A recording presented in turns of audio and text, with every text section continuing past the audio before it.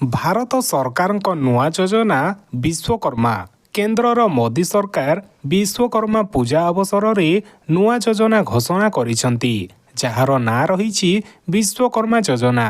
ଏହି ଯୋଜନା ମାଧ୍ୟମରେ ଦେଶର ବିଭିନ୍ନ ବର୍ଗର କୁଶଳୀ କାରିଗର ଉପକୃତ ହୋଇପାରିବେ। ଏପରିକି କାହା ଉପରେ ନିର୍ଭରଶୀଳ ନ ହୋଇ ନିଜ ନିଜର ବ୍ୟବସାୟ ଆରମ୍ଭ କରିପାରିବେ।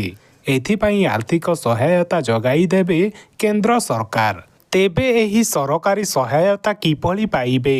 ଏଥିପାଇଁ କ'ଣ କ'ଣ ପ୍ରକ୍ରିୟା ରହିଛି? କେଉଁମାନଙ୍କୁ ଏହି ସହାୟତା ରାଶି ମିଳିବ?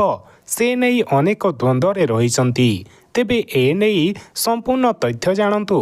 ପ୍ରଧାନମନ୍ତ୍ରୀ ବିଶ୍ୱକର୍ମା ଯୋଜନା ଅନ୍ତର୍ଗତ ଘୋଷିତ 18 ପ୍ରକାର କାମ ସହିତ ସମ୍ପୃକ୍ତ। ସେମାନଙ୍କ ମଧ୍ୟରେ ରହିଛନ୍ତି ବଢ଼େଇ, କମାର, କୁମ୍ଭାର, ଡଙ୍ଗା ନିର୍ମାତା, ଅସ୍ତ୍ର ନିର୍ମାତା, ହାତୁଡ଼ି ଓ ଉପକରଣ ତିଆରି କାରିଗର, ତାଲା କାରିଗର, ବଣିଆ, ମୂର୍ତ୍ତି କାରିଗର, ପଥର କଟାଳି, ମୋଚି, ଜତା କାରିଗର, ରାଜମିସ୍ତ୍ରୀ, ଭଣ୍ଡାରୀ, ମାଳି, ଦରଜି, ଖେଳନା ଓ କଣ୍ଢେଇ କାରିଗର, ଝୁଡ଼ି, ମସିଣା, ଝାଡ଼ୁ, କପା ବୁଣାକାର ଓ ମାଛ ଜାଲ ନିର୍ମାତା ଏହି ଯୋଜନାର ଲାଭ ଉଠାଇ ପାରିବେ।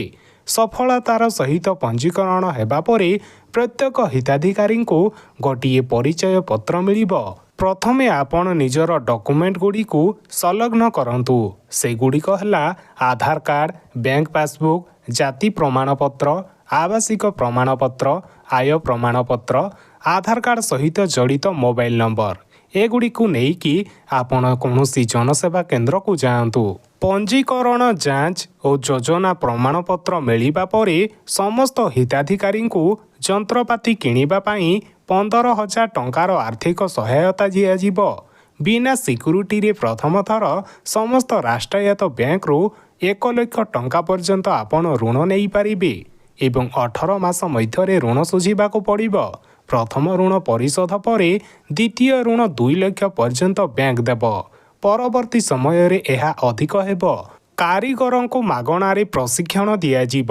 ଉତ୍ପାଦିତ ସାମଗ୍ରୀକୁ ବିଭିନ୍ନ ମାର୍କେଟରେ ବିକିବା ପାଇଁ ସରକାର ସୁବିଧା ଯୋଗାଇ ଦେବେ। ଆହୁରି ଅନେକ ସୁବିଧା ଆଗାମୀ ଦିନରେ ମିଳିବାର ସମ୍ଭାବନା ରହିଛି। ଏହି ଯୋଜନାର ସଫଳତାର ନିମିତ୍ତ କେନ୍ଦ୍ର ସରକାର ଗତ ବଜେଟରେ 13,000 କୋଟି ଟଙ୍କାର ବ୍ୟବସ୍ଥା କରିଛନ୍ତି।